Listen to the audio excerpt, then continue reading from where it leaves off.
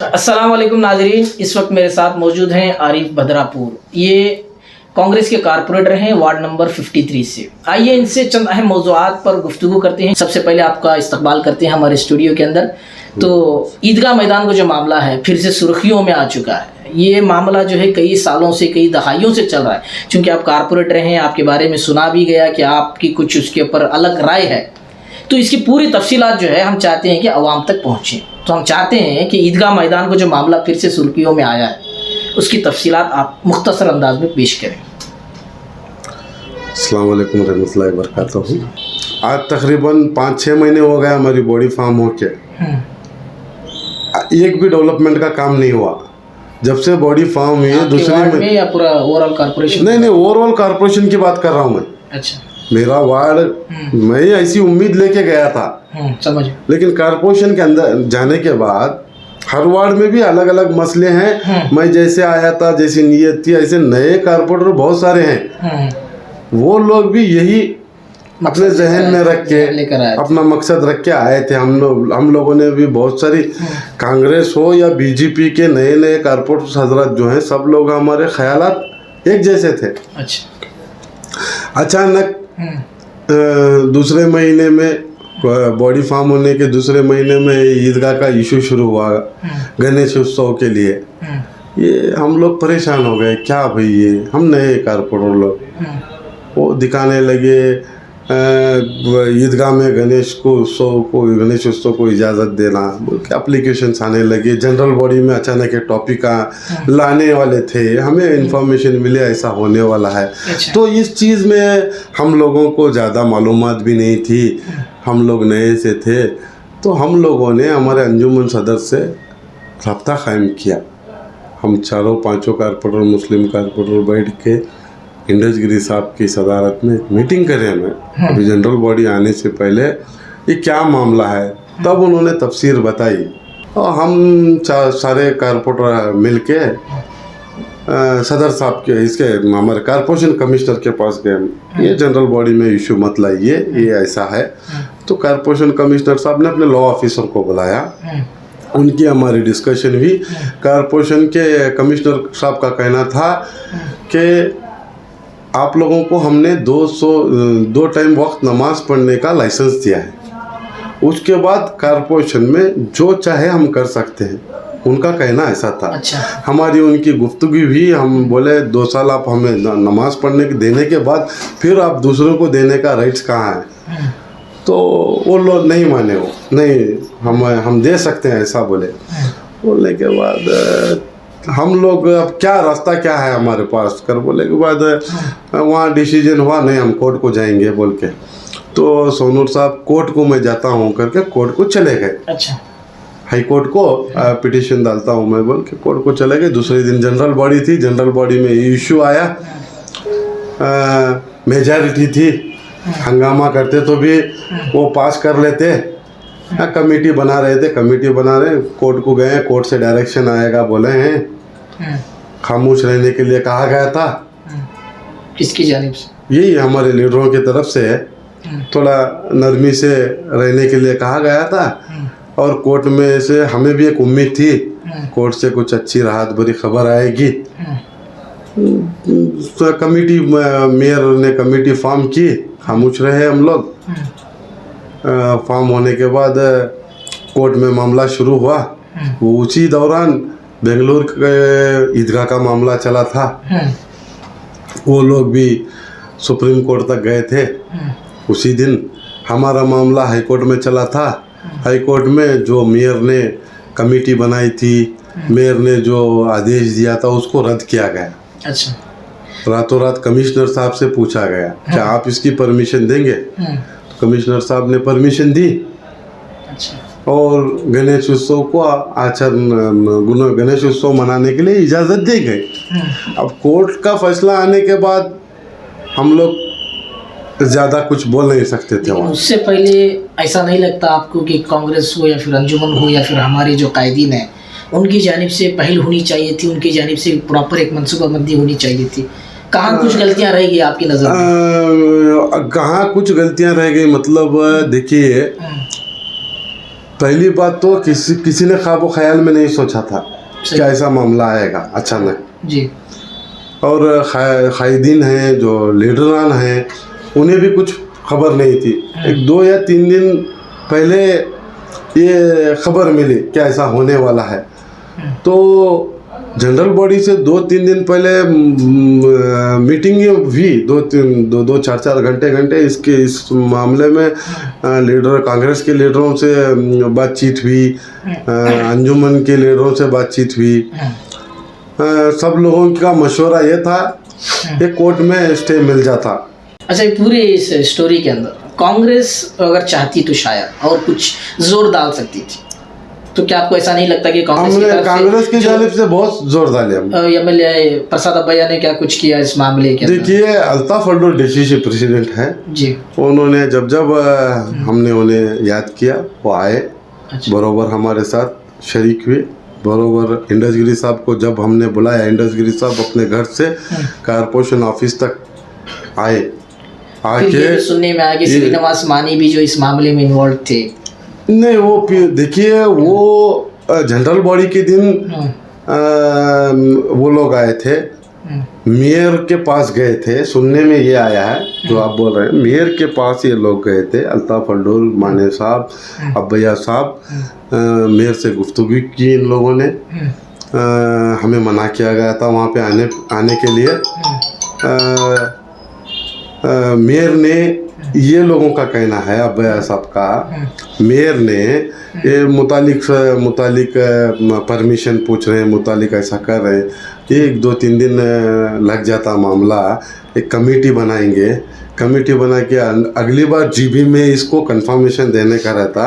ये सामने का ये ख़त्म हो जाता, इसे ज़्यादा सीरियस मत लीजिए, हम इसे इशू को ख़त्म करेंगे बोल के ऐसा मेयर ने आश्वासन दिया है करके बोले। अच्छा। अब्बैया साहब, तो अब्बैया साहब को हमने क्वेश्चन भी किया है, क्या साहब ये ऐसा हो गया? ने उन लोगों ने हमारे साथ धोखा किया, बीजेपी वालों ने हमारे साथ धोखा किया, ऐसा कह रहे थे अब्बैया साहब। अगर उनकी तरफ से धोखा है तो कोई बड़ी बात नहीं, अगर ये हमारे लोग हमको धोखा देंगे तो ये बहुत बड़ी बात है, क्योंकि ये हमारे वोटों से जीतकर इस मुकाम तक पहुंचे। बहरहाल इसमें जो है ताला तो खुल गया है, ईदगाह मैदान का ताला खुल गया है। अब यहाँ पर टीपू जयंती भी मनाई गई। बीजेपी कहें या कांग्रेस कहें या एमआईएम कहें, किसको अपना कहें, इसके जिम्मेदार कौन है? जब एमआईएम ने वहाँ पर परमिशन लेने के लिए उनकी तरफ से एप्लीकेशन दी गई, तो उसको रोका क्यों नहीं गया? देखिए, टीपू जयंती की जो बात है, सबसे पहले मैं आपके इस मंच से एक अवाम को और नौजवानों को एक मैसेज देना चाहूँगा। टीपू जयंती के मामले में जहाँ तक मुझे पता है, ना हम लोगों ने कभी मुसलमान कौम की तरफ से, ना हमारे उलमाए कराम की तरफ से, ना हमारे लीडरों की तरफ से, ना हमने कभी डिमांड की गवर्नमेंट से कि हमें टीपू जयंती दीजिए। कुछ नहीं, हमें जब भी टीपू सुल्तान याद आते हैं हम उनके लिए दरूद सलाम पढ़ते हैं, उनके नाम पे ईसाले सवाब करते हैं। टीपू जयंती का मतलब ये नहीं है कि हम टीपू जयंती मनाएं, डीजे लगाएं, नाचें, ऐसा भी हो रहा है। ये सब चीज़ें इल्म की कमी से भी होती है। नहीं, सवाल ये और नादानी में भी होती है। सवाल ये नहीं कि टीपू जयंती मनाई जाए या ना मनाई जाए, सवाल ये है कि ईदगाह मैदान में क्यों? हाँ, ईदगाह मैदान में वो एमआईएम की पार्टी के जानिब से एक लेटर आया, ईदगाह मैदान में टीपू जयंती मनाने के लिए। मेयर ने एक मीटिंग बुलाई, कनकदास जयंती के लिए भी एक टॉपिक आया, मेयर ने इसे इमीडिएट मीटिंग बुला के एक सर्कुलर पास कर दिया। हम हर किसी को जयंती, हर कोई भी उसकी एक रकम तय करके कंडीशन डाल के हम देंगे। कांग्रेस वालों ने इसको रोका क्यों? हमने जाके, हमारा एक लेटर है, मैं आपको दूंगा, कांग्रेस पार्टी विरोध पक्ष नायक की जानिब से हमारा एलिगेशन दर्ज करके ऐसे ही चलता रहा तो माहौल ख़राब होगा और ये मामला गणेश उत्सव के बाद कोर्ट में है, कोर्ट में रहने के बाद हम इस पे डिसीजन नहीं लेना क्या भी बोल के हम एक लेटर विरोध दर्ज किए। एमआईएम पार्टी वाले भी हमारा लेटर देने के बाद वो भी लेटर दिया कि नहीं, हमें टीपू जयंती हमारी पार्टी से हम तो उसका कुछ की- फायदा नहीं है ना। आप एमआईएम की जानिब से पहले आपका लेटर जा रहा है और आप जो है दूसरी मरतबा शुरुआत कर रहे हैं गणेश उत्सव के बाद जो है टीपू जयंती की शुरुआत का जो सहरा जाएगा तारीख के अंदर वो एमआईएम पार्टी को जाएगा। वही एमआईएम पार्टी वाले जाके वहाँ जयंती मनाना, क्यों मनाए, क्या मनाए, वो हमारे से राय मशवरा नहीं करे। हम ना मालूम भी नहीं उन्होंने जाके ऐसा लेटर देने के बाद हमने उनके एक दो तीन लोगों से बातचीत की, क्या ये जो कर रहे हैं आप सही है बोल के। उन्हीं के अंदर इत्तेफाक नहीं है। कुछ लोग बोलते हैं नहीं करना था, कुछ लोग बोलते हैं करना था। हमें उनसे मतलब नहीं था। हमने एक मीटिंग की, हम लोगों ने हमारे अल्ताफ अल्डोर साहब डिस्ट्रिक्ट प्रेसिडेंट है उनको बुलाया, हमारे बड़ों से राय मशवरा किया। इस मामले में यूसुफ सोनूर साहब से राय मशवरा किए, हम लोग इंडसगिरी साहब से मशवरा किए। सीधा नहीं, कोई भी हर एक कार्यक्रम को हमारा विरोध है बोल के हमने दर्ज की। उसके बावजूद भी हम कह रहे हैं जो हमारी ड्यूटी है, देखिए जो हमारी ड्यूटी है, जो हमें वहाँ बोलना चाहिए हम बराबर बोल रहे हैं। लेकिन जो सामने बैठे हुए लोग हैं उनके सर पे सत्ता का नशा चढ़ा हुआ है, वो अपनी मनमानी कर रहे हैं, शुरू किए। अब आने वाले दिनों में बहुत सारे मुश्किलात का हमें सामना करना है। हमारी ईद हर साल 11 दिन पहले आती है। कोई भी ईद, हमारी ईद मिल के आए तो वो मसला कैसे हल करेंगे ये लोग? सही है। वो उसके बारे में मशवरा, उसके बारे में बातचीत करने के लिए, उसके बारे में सोचने के लिए हमने 1 से 4 दफ़ा हमारे बड़े लोगों को मीटिंग बुलाने के लिए कहा है। अब सुनने में आ रहा है कि इतवार के दिन कुछ कल मीटिंग बुलाने वाले हैं। अच्छा। देखेंगे, हम वहाँ भी अपनी बात रखेंगे जी। जो है ये मामला जो है पुराना बरसों से ये चलता आ रहा है। ये मामले को जल्द से जल्द ख़त्म कर देना चाहिए। अगर मुझे आप पूछेंगे तो ये मामले को जल्द से जल्द इसका हल निकल के ख़त्म कर देना चाहिए। और जजमेंट, सुप्रीम कोर्ट का जजमेंट आके 10 साल के बाद ये लोग ऐसे करेंगे, कभी सोचा नहीं था। खैर उससे तो आप मतलब उम्मीद लगा नहीं सकते। जिन लोगों को सत्ता का नशा चढ़ा हुआ है उनसे खैर की उम्मीद नहीं लगाई जा सकती। बहरहाल आपने जो है तमाम तर तफसीलात नाज़रीन तक पहुंचाई, आपका बहुत बहुत शुक्रिया। आखिरी सवाल मैं आपसे ये करना चाहूँगा कि ओडब्ल्यू जो केस हुआ वहाँ पर, जो रमज़ान के महीने में जो हादसा पेश आया, उसके बाद जो बच्चे अब तक जेलों में बंद हैं, उसके मुतालिक कांग्रेस से आवाज़ क्यों नहीं आई? कांग्रेस की जानिब से क्या कुछ किया गया, अंजुमन की जानिब से क्या कुछ किया गया? नहीं, कांग्रेस के जानिब से कांग्रेस हमेशा लेट एंट्री मारती है, हमेशा। नहीं, चाहे वो हिजाब का मामला हो, चाहे सीए का हो, इसी तरह जो मुसलमानों के हक के लिए जितनी भी बातें होती हैं वहाँ पर उनकी एक बात आपको कहना चाहूँगा, हिजाब के मामले में भी अपने लेट एंट्री कहती है हुई बोलते हैं नहीं। हिजाब के मामले में भी हम लोग सब लोग मीटिंग किए थे, गए थे, सलीम अहमद साहब आए थे। अब बच्चों के सिलसिले में जिस दिन से ये शुरू हुआ उस दिन से सलीम अहमद साहब उसी दिन आए, आके कमिश्नर साहब से मुलाकात की। कमिश्नर साहब को बताया कि ऐसे जो लोग नहीं हैं उनके नाम आ रहे हैं, उनको ना। कमिश्नर साहब ने मुझे जो मालूम है मैं बता रहा हूँ, सलीम अहमद साहब को कमिश्नर साहब ने हम लोग क्या बेस पे अरेस्ट कर रहे हैं वो तफसीर बताई। केस को हुबली के वकीलों ने हैंडल किया, उसमें एक थोड़े लोगों की बेल भी जानिब से क्या कुछ किया गया।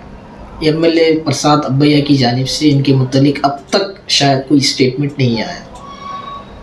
अब उसका सवाल आप अब्बैया साहब से करें तो बेहतर होगा। आप कारपोरेटर हैं कांग्रेस नहीं, देखिए हम लोगों को जब इस मीटिंग के लिए बुलाया गया, सलीम अहमद साहब ने मीटिंग बुलाई, यूसुफ सोनूर ने मीटिंग बुलाई, वो जहाँ भी अंजुमन वालों ने और कांग्रेस पार्टी वालों ने, अल्ताफ अल्डोर, सलीम अहमद साहब, जब हमें बुलाया गया हम वहाँ अटेंड हुए, अपने मशवरा दिया हम लोगों ने लास्ट मीटिंग में अंजुमन में मशवरा दिया था अच्छे से अच्छे वकील को रख के, क्योंकि बच्चों के आपके वार्ड से भी कई नौजवान हैं, इसलिए मेरा सवाल है आपसे। बच्चों के हालात जेल में बहुत ख़राब है, हमारा भी दिल दुखता है, लेकिन कानूनी चीज़ें हैं, कानून में अच्छे से अच्छे वकील को रख के ये करेक्ट केस को हैंडल करे तो शायद राहत होगी।